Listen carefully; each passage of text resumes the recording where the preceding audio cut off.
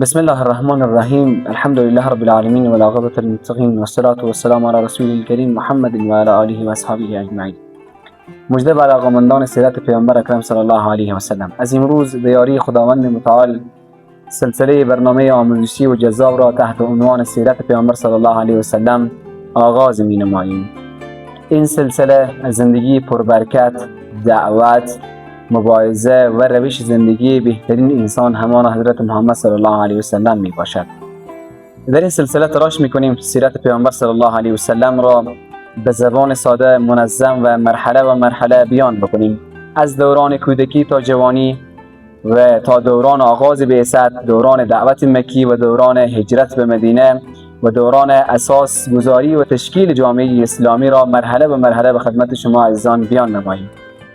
هدف ما فقط تنها نقل یک داستان نیست. هدف ما بلکه این می باشد که از هر بخش سیرت پیامبر اکرم صلی الله علیه و سلم پیام عملی برای زندگی امروز خود بسازیم.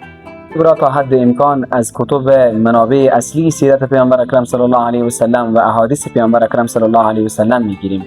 با زندگی پیامبر صلی الله علیه و سلم محبوب دلهای من آشنا شوید. این سلسله را از دست ندهید. کانال عبدالرحمن رحیمی همراه شما در مسیر شناخت سیرت پیامبر اکرم صلی الله علیه و سلم می باشد. قسمت اول را دنبال کنید تا پیامبر صلی الله علیه و سلم را بهتر بشناسید.